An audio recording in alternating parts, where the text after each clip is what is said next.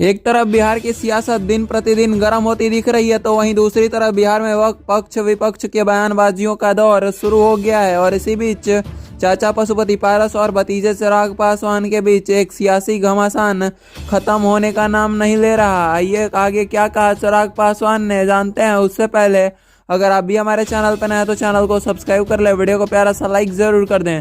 चिराग पासवान ने कहा कि हाजीपुर से मेरी मां लड़ेगी चुनाव, अगर ऐसा नहीं हुआ तो हम बीजेपी को छोड़ देंगे।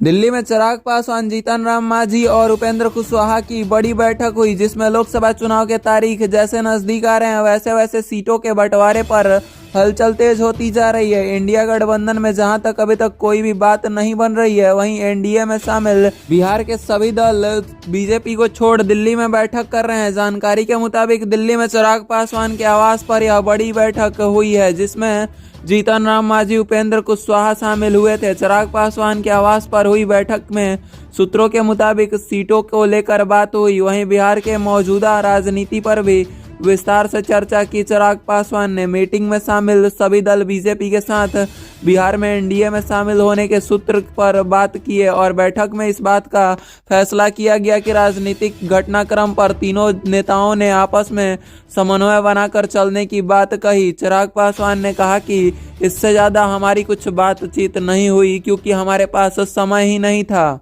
चिराग पासवान चाहते हैं हाजीपुर से अपनी मां को खड़ा करना चुनाव में, वहीं पशुपति पारस भी चाहते हैं कि यह सीट हाजीपुर की मेरी ही रहे। लेकिन चिराग पासवान दावा ठोक रहे हैं कि नहीं, हम हाजीपुर की सीट नहीं देंगे। और चिराग पासवान का कहना है कि अगर हाजीपुर सीट मेरे को नहीं मिली तो मैं बीजेपी को छोड़ दूंगा। और चिराग पासवान ने कहा कि अगर पशुपति पारस को यह सीट मिली तो मुझे पता है कि वह यहां से हार जाएंगे। अगर चिराग पासवान को हाजीपुर सीट मिली तो चिराग पासवान ने दावा किया कि हाजीपुर सीट पर भारी मतों से उनको जीत मिलेगी और इस पर उन्होंने विश्वास भी जताया। वहीं बात करें नीतीश कुमार की, तो उनका तो समझ में ही नहीं आ रहा है कि वह करेंगे क्या। कभी प्रधानमंत्री पद के लिए खड़े होते हैं तो कभी उम्मीदवार चुनने में पीछे रह जाते हैं, उनका तो समझ में ही नहीं आता राजनीति। चिराग पासवान ने कहा कि नीतीश कुमार का दिमागी हालत ठीक नहीं है। नीतीश कुमार कब क्या करते हैं उन्हें स्वयं नहीं पता। वह कभी राम मंदिर पर उंगली उठाते हैं तो कभी तेजस्वी यादव उंगली उठाते हैं। तेजस्वी यादव का कहना है कि